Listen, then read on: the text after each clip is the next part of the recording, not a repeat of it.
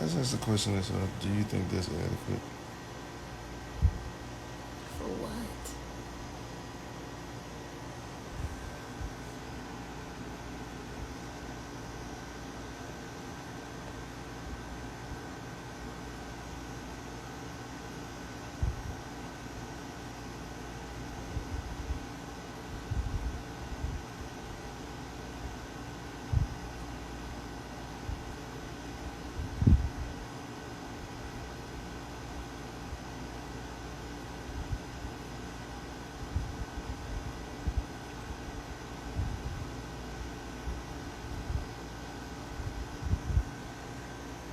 That.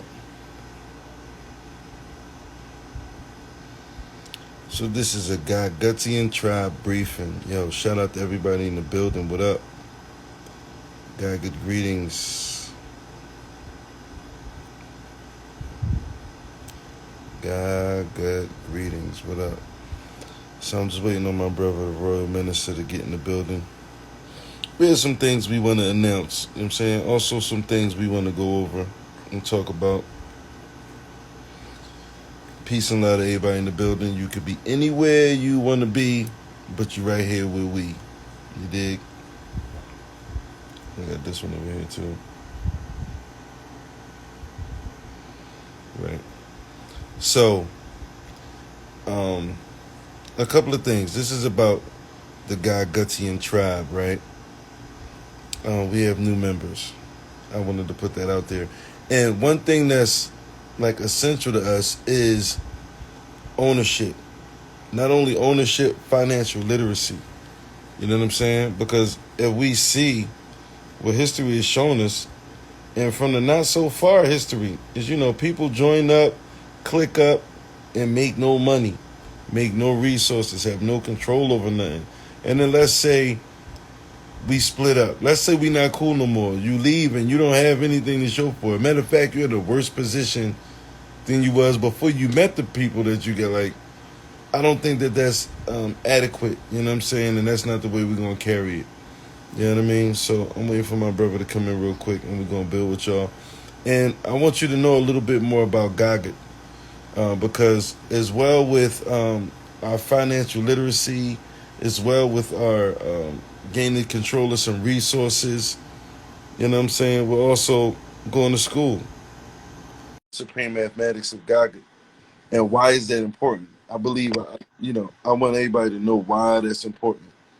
You're Greetings. What up, though? got good grades. Everything good. Everything good. Peace to the royal family. Absolutely. Absolutely. I like what you're Yeah. doing. Keep elaborating on that. Yeah. So, first off, I wanted to give you a major shout out, man, and congratulate you.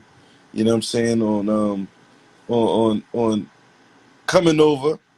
You know what I'm saying, and allowing me to um, to share some of my ways with you, and to put you under my wing, so to speak, because it takes some real trust to do what we're doing. You know what I'm saying? On both sides. You know what I mean? Like, I gotta trust that you are a man of your word, that you're gonna do what you say you're gonna do, and you gotta trust me to do the same thing. You know what I mean? Yep. And since you came down, I made sure you got a place to stay. I made sure everything is cool. You don't gotta deal with no crazy stuff. Ain't nobody, you know what I mean, Yeah. infringing on your peace. You know what I mean? You're in a nice, peaceful spot, right? You cool. Yes, that's a fact, and I want to, of course, at first share my gratitude to you, as I've been going through the trials and tribulations in this period of time. Some people don't, some people know, some people don't, but, you definitely reached out and made sure I had, anything that I needed in this period of time as I'm battling, for my land. And I'm just going to add that, many people don't understand or overstand right now that, we in the age of Aquarius. So, about collective consciousness, meaning we got to bring together our consciousness on a collective scale, because if you don't have a tribe, which your tribe is simply your vibe, if you got people you can vibrate with, when as long as the company corporations that have been building generational wealth keep coming together and building trust, eventually they're going to have access to all the lands and all the farm, the technology. So in the next 10 to 20 years, what we're doing now, as far as coming together, building trust is very, very important. Absolutely. And in the up and coming weeks, um, not even that long, you know what I'm saying? Like you're projected to be at least like $20,000, you know what I'm saying, by yourself. And at that point in time, you can do what you want to do. You know what I'm saying? Like you can stay with the tribe. You know what I'm saying? We can move forward, or you can go and do your own thing. Like I want to make sure you're empowered to do your own fucking thing, and not only that, but to have some knowledge with you, so you could be able to, teach somebody else, and not just teach somebody else, but show them through firsthand experience. Like, yo, I did this way. It works. Let me show you how it's done. You know what I mean? And I just appreciate you. You know what I'm saying, for being, for being trustworthy and being who you are. You know what I mean? Because I had no doubt. I had no doubt about working with you. You know what I mean? Like, and then you already been here before. You already came down before, and I hosted you last time. So for me to have the opportunity to host you again this time, it's kind of it's like seeing the old friend for real, for real. You know what I mean? And it's a reuniting. So I wanted to break down not only our path and what we're doing right now collectively, but also I wanted to talk about Gaga.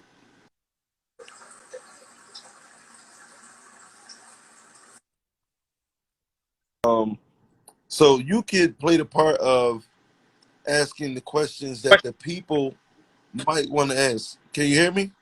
Yeah, yeah, I can hear you. I was just about to say that. I'm about to ask questions. So, like, essentially, let's start with the top. What is Gaga? And how did you get into, or how did you run into Gaga? Is it a stream of information? Is it in order? What would you say it is? Boom. That's a wonderful question. So Gaga is a formula, right? That was given to us by the greatest mathematician on earth, Professor Gabriel Aldo Oyibo. Now, how I came across it is very unique. Like it's crazy the way that I came across it. So I went through a period in my life that was really dark for me. Maybe the worst thing I ever been through in my life. When my daughter was assaulted, like somebody assaulted my daughter, almost killed my daughter, and put my daughter in the hospital. She had to get brain surgery and everything. It was crazy. And at that point in time, somebody like me who always has control, I had no control. I felt powerless. I had no control over the situation. So I wanted to put my energy somewhere. Like, I never cried that much in my life. I was crying nonstop all day. That same little girl that you see on my post, Indigo, my daughter, she was paralyzed. Like they had to cut her head open in order to save her life. She was in a coma. I I mean, mean, talk a little bit more about that. Like, you feel comfortable with that, sharing, like, exactly, like, what happened, because that's very life altering right there. It's a very life situation. hell yeah, the shit was crazy. So there was a young woman who I was dating and seriously dating, and I had a property in Florida that was maintained with a cousin of mine from Sierra Leone. Like, it's crazy. There's a lot of moving parts in this. So I went to Florida to check on my cousin and the property, make sure everything was cool. And I was taking my daughter with me. At the time, she was 1 year old. She's always been with me. Like majority of her life, she's been with me primarily. You know what I'm saying? So she was 1 year old. So the young lady, she begged me to go with us. She like, let me go with y'all. Let me go with y'all. Like I can help with the baby. Like I can help with Indigo. So I'm like, all right, whatever, cool. So I brought her with us. And one day I had left her with my daughter while I went to the bank to put money into my account to get my daughter's flight back to Philly the next day. And while I went to the bank, this woman assaulted my daughter. And when I came back from the bank, my daughter was totally broken. Like one side of her body was seized up, the other side was moving. Like she was definitely not right. She was not healthy. You know what I'm saying? Something was obviously wrong. So at that point, I go right into daddy mode. And then, people talk about what they would do. Oh, if that was me, I would have did this.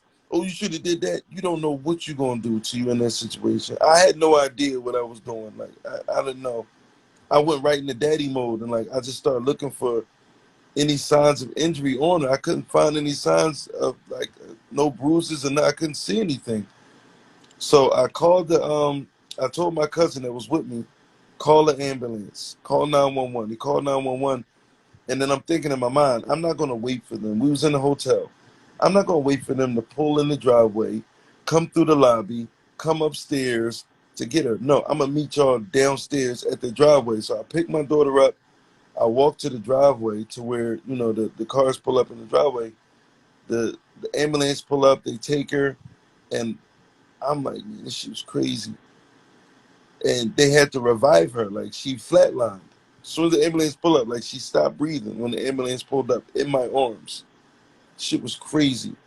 So they get in the ambulance and they resuscitate her, with the defibrillator on, and they bring her back. I'm like, this shit is wild.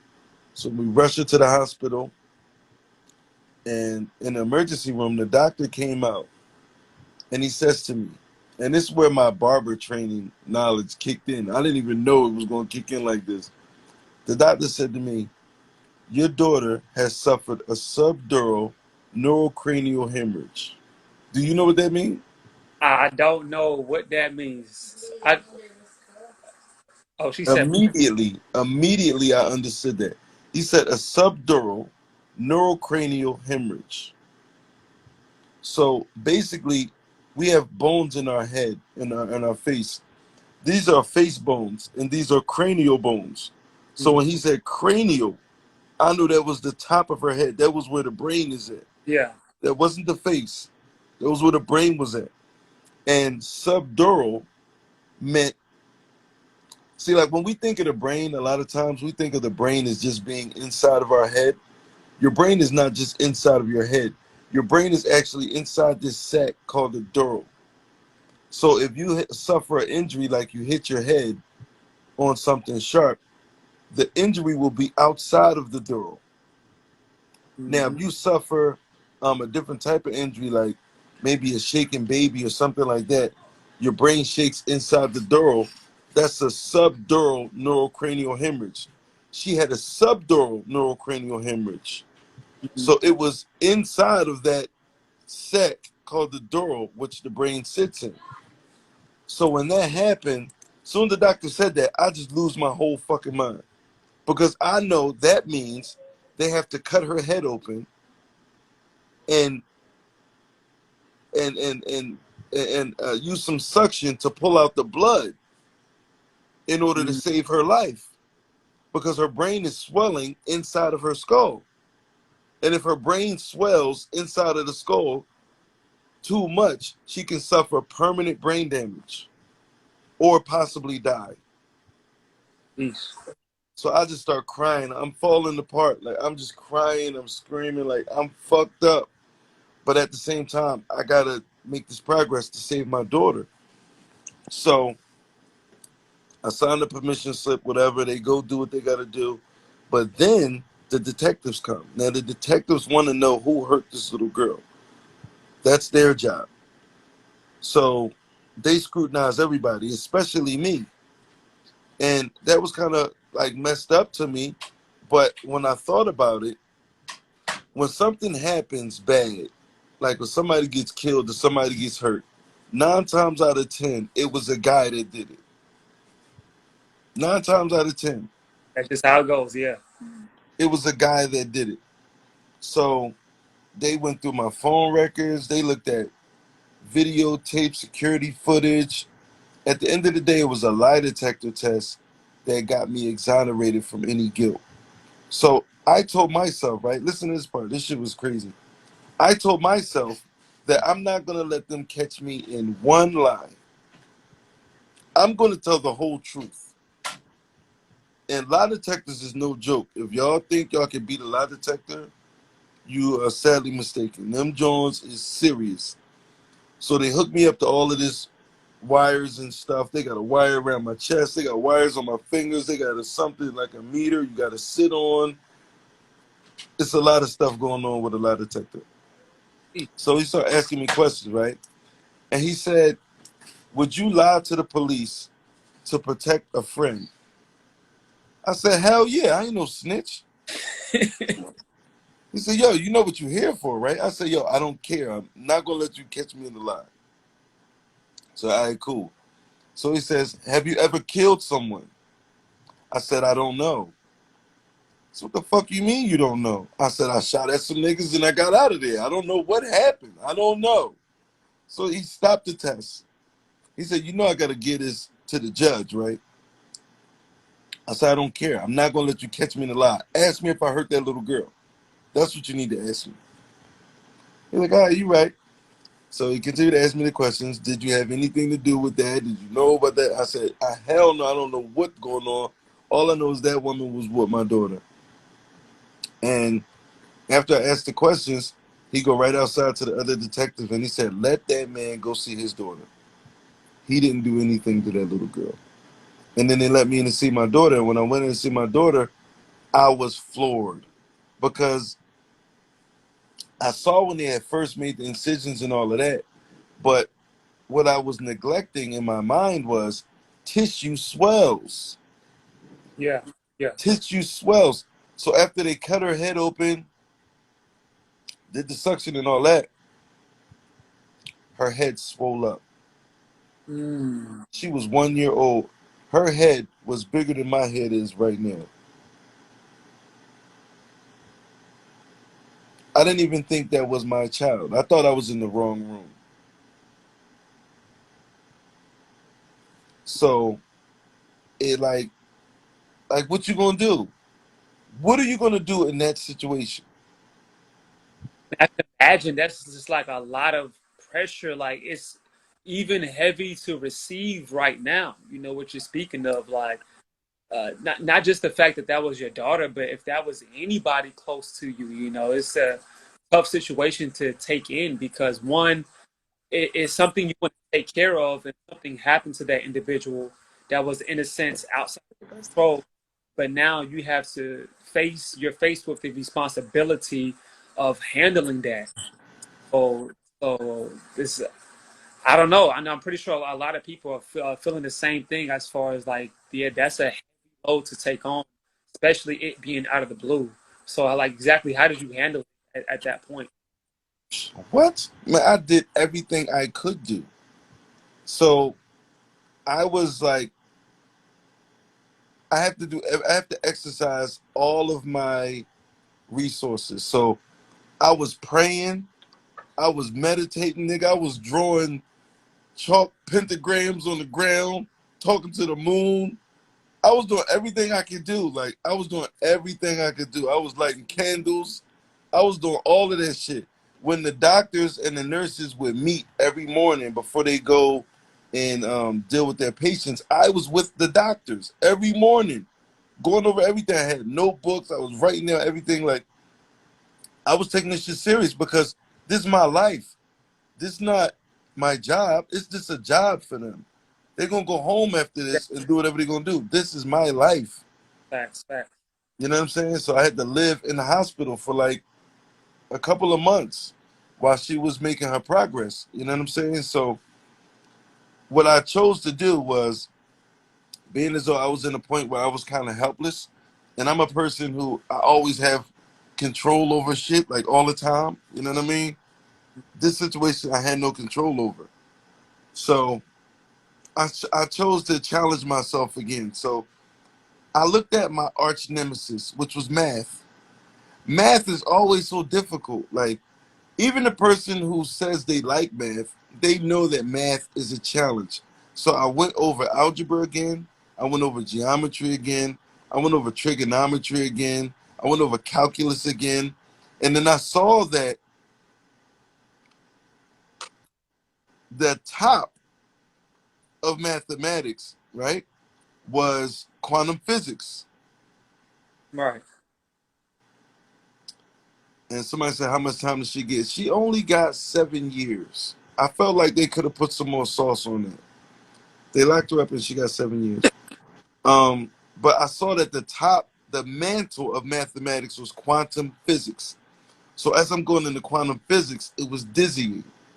But I had nothing else to do. I had nothing else. There was nothing I could do.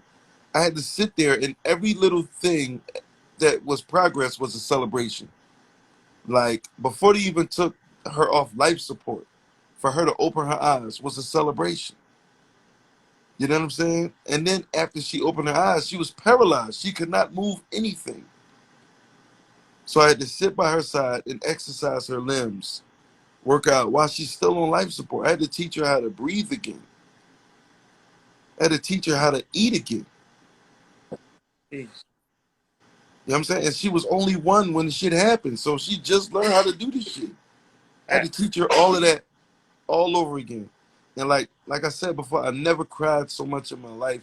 And there's one thing I learned, right, about when we have loved ones in the hospital.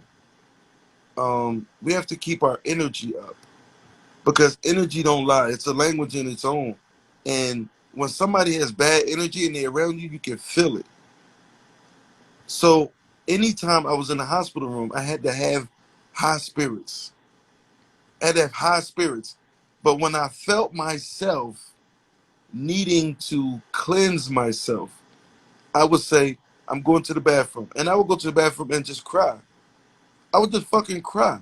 Even when I was going to like the cafeteria to eat, I would be crying tears in my fucking food. Like I couldn't, I'd be walking down the street crying. You know what I'm saying? But every time I came back in that room with that little girl there, I kept my energy high because it's healing. It helped to Wow. heal her. And I know damn well if I would have opted to do some nigga shit, because you know that's what people say.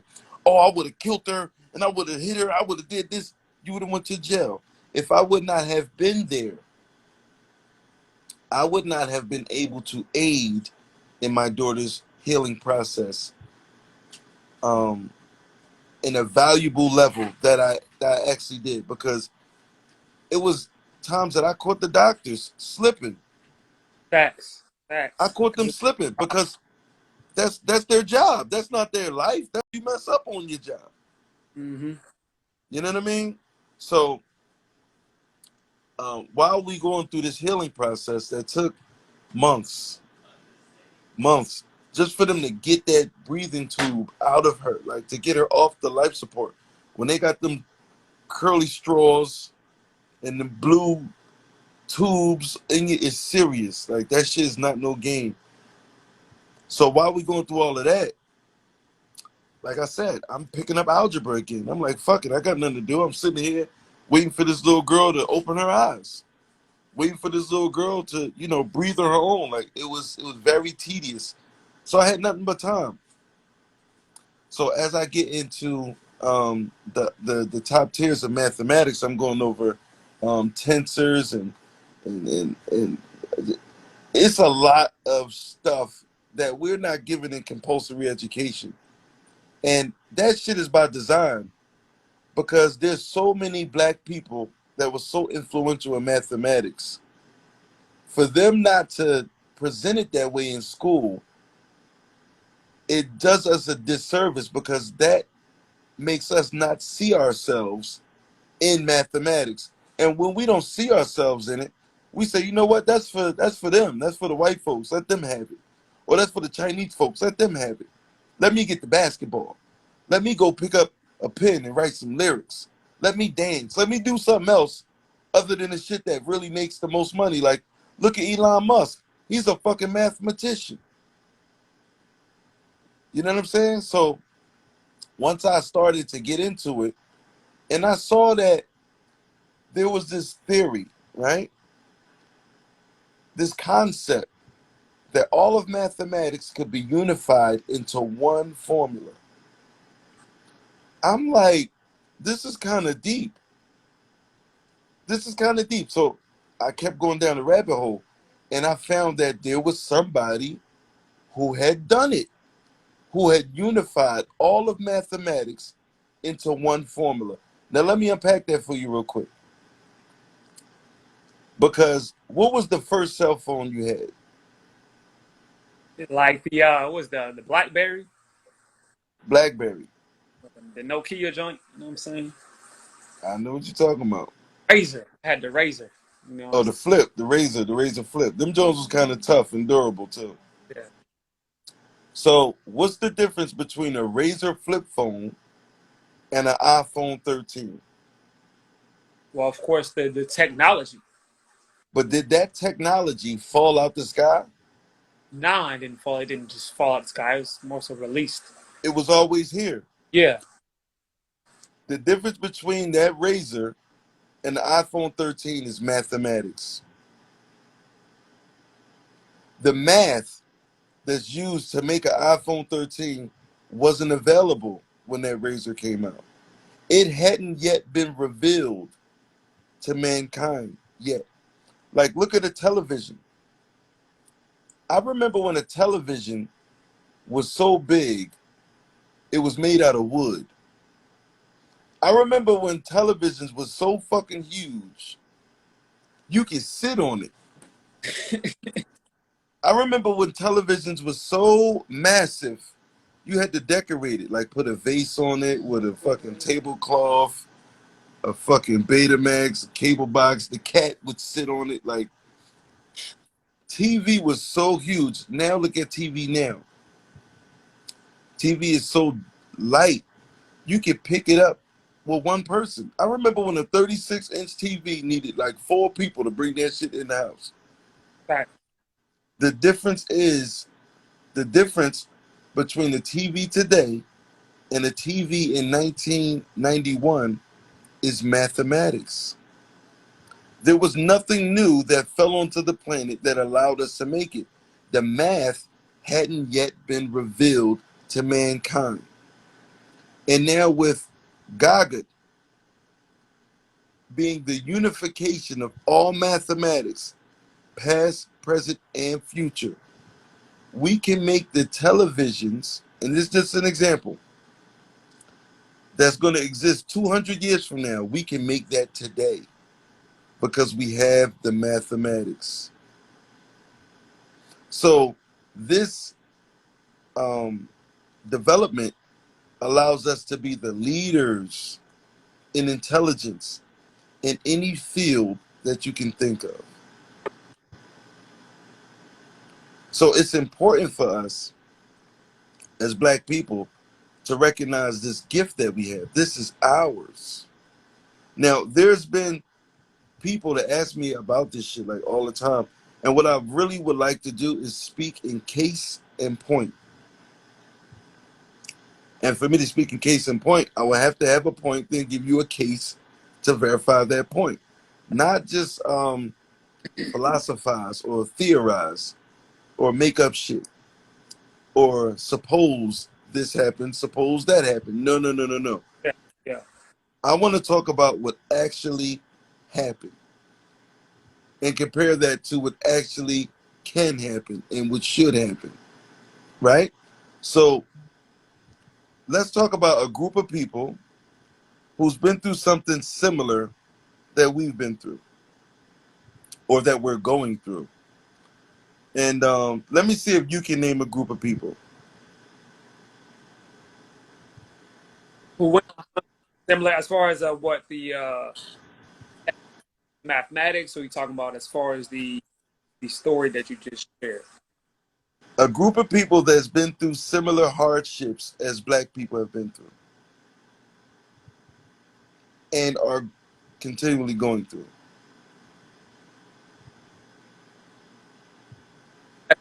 Mine is you know the Latin.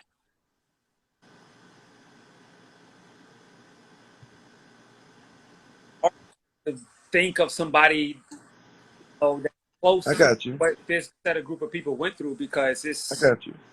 not necessarily a comparison. I got you. I got you. I would say the Oh, European Jews. those people. I would say the European Jews, right? So During their Holocaust, the European Jews were forced to live in the ghettos. This is where the term ghettos came from. It came from their living situation during the Holocaust. During the Holocaust, they were barred from going to major academia. They couldn't go to Yale and Harvard and Göttingen University. They couldn't go. They was banned from the shit. During the Holocaust, they were shot down on the street by the same people that was sworn to protect and serve them, i.e. the police and the military. During their Holocaust, they were targeted by police genocide and mass incarceration.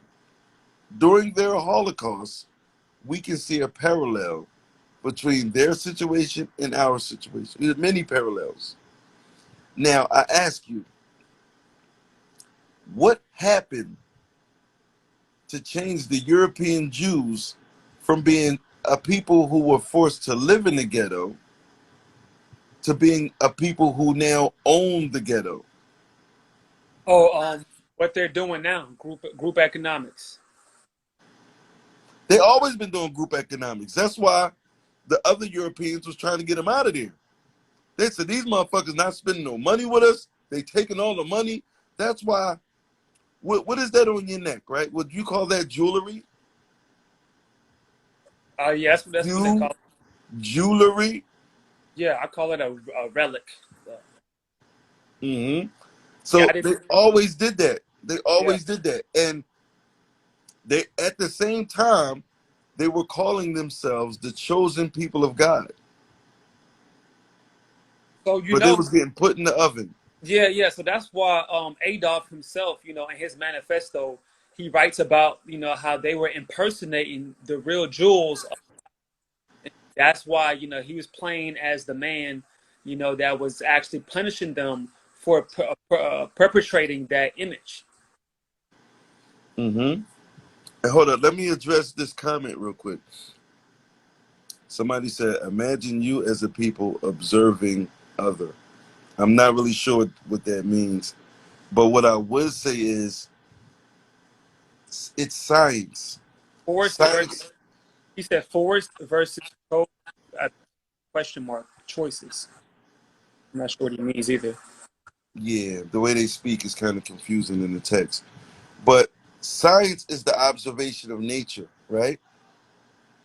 Yeah, That's all science is the observation of the natural world. yeah. Now, when we're talking about another science that's called anthropology, that's the observation of people, of different cultures. It's science. What we're doing is scientific. It's called anthropology. You can look it up. Anthropology. So just like I said, what happened to change the European Jew situation from being the people that were forced to live in the ghetto to now being the people who own the ghetto? From being the people who was calling themselves the chosen people of God, but at the same time calling themselves the chosen people of God, they were being put in the oven, getting all kind of foot and boot put in their ass. They were being shot down on the street by the same people to protect and serve them, while calling themselves the chosen people of God. That didn't mean anything. What happened was, right? Knowledge, knowledge is power. That's why they say knowledge is It was a combo platter, though. It was a combo platter. I'm explaining. power. So World War II broke out, right? Do you know how many people died in World War II? Somewhere upwards in the millions of people. Take a guess. Six Do you have another device on you? in between six and six in between 6 and 60 million people. 6 million. I mean, yeah, it was a couple million Jews. 6 million. Listen, this is the worst war in the history of the world. I would say in between 6 and 60 million. So it's an estimated 40 million, 50 million people died. So I was somewhere in the groove there. I knew it I wasn't mean, 60, and I knew it wasn't less than six. 50 million people. Now, Right. do you know what stopped World War II? What ended it? Uh, What made people say, you know what, let's talk about this shit? uh,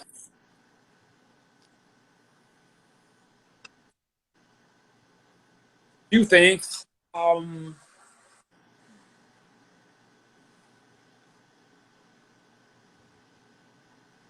from my point of view,